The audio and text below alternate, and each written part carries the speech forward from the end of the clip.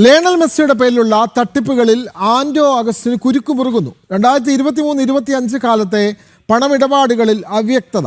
ആൻഡോ അഗസ്റ്റിന്റെയും reporter broadcasting കമ്പനിയുടെയും അക്കൗണ്ടുകൾ ED പരിശോധിക്കും. ദുരൂഹ പണമിടപാടുകളിൽ ഇഡി ഉടൻ കേസ് രജിസ്റ്റർ ചെയ്യും. വിവരങ്ങളുമായി കൊച്ചിയിൽ നിന്നും ജിജീഷ് കരുണാകരൻ ചേരുകയാണ്. ജിജീഷ്, ഈ ലയണൽ മെസ്സിയുമായി ബന്ധപ്പെട്ട ഈ തട്ടിപ്പിൽ കൃത്യമായ അന്വേഷണം മുന്നോട്ട് പോവുകയാണ്. ഇപ്പോൾ റിപ്പോർട്ടർ ചാനലിൻ്റെ അടക്കം അക്കൗണ്ടുകൾ പരിശോധിക്കാനാണല്ലോ ഇഡിയുടെ തീരുമാനം. കൂടുതൽ വിവരങ്ങൾ.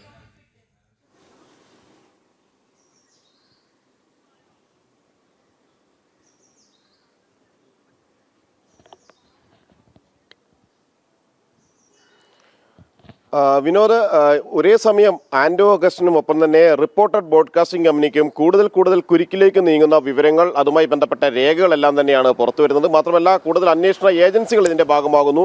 ഒപ്പം തന്നെയാണ് ഇവരുടെ അക്കൗണ്ടുകൾ കേന്ദ്രീകരിച്ചുള്ള പരിശോധനയിലേക്ക്, അല്ലെങ്കിൽ അക്കൗണ്ടുകൾ വിശദമായി കണ്ടെത്തുന്നതിലേക്ക് അന്വേഷണ സംഘങ്ങൾ കടക്കുന്നത്. അതിലേറ്റവും പ്രധാനമെന്ന് പറയുന്നത് ഇവരുടെ ആൻഡോ അഗസ്റ്റിനെയും റിപ്പോർട്ടർ ബ്രോഡ്കാസ്റ്റിംഗ് കമ്പനിയുടെയും എല്ലാം തന്നെ അക്കൗണ്ടുകളാണ്. 126 കോടി രൂപ നടത്തിയെന്ന് അവർ അവകാശപ്പെടുന്നു.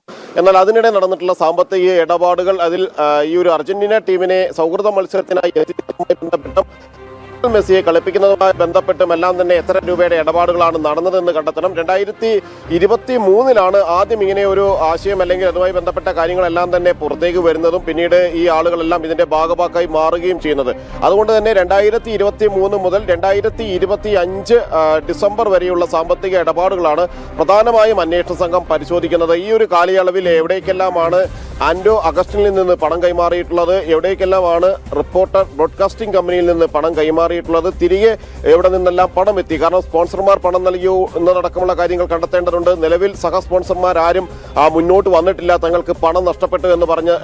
അതുകൊണ്ട് എന്നാൽ അത് പൂർണ്ണമായും അന്വേഷണ സംഘം സഹ സ്പോൺസർമാർ ഇല്ലാതെയാണ്, റിപ്പോർട്ടർ ബ്രോഡ്കാസ്റ്റിംഗ് കമ്പനി മാത്രമാണ് ഇങ്ങനെയൊരു ഉദ്യമവുമായി ഇറങ്ങിത്തിരിക്കാൻ ശ്രമിച്ചത് എന്ന് വിശ്വസിക്കുന്നുമില്ല. അതുകൊണ്ട് തന്നെയാണ് കൃത്യമായി സഹ സ്പോൺസർമാർ നൽകിയ പണത്തെക്കുറിച്ചുള്ള വിവരങ്ങൾ ശേഖരിക്കുകയും എല്ലാം തന്നെ ചെയ്യുന്നത്. ഒപ്പം തന്നെയാണ് ഒരു അമേരിക്കൻ ഏജൻസി വഴിയാണ് ഈ പണം കൈമാറിയത്. നേരിട്ട് പണം കൈമാറാൻ കഴിയാത്തത് കൊണ്ട് തന്നെ അർജന്റീനിയൻ ഫുട്ബോൾ അസോസിയേഷന് പണം കൈമാറിയത് അമേരിക്കയിലുള്ള ഏജൻസി വഴിയാണ് എന്ന് പറയുന്നുണ്ട്. ഈ ഏജൻസി സാമ്പത്തിക ക്രമക്കേടുകൾക്ക്, സാമ്പത്തിക തട്ടിപ്പുകൾക്ക് അന്വേഷണം നേരിടുന്ന ഒരു ഏജൻസിയാണ്. പണമിടപാടുകളിൽ വലിയ ദുരൂഹതകൾ ബാക്കിയാക്കുന്ന ഒരു ഏജൻസിയാണ്.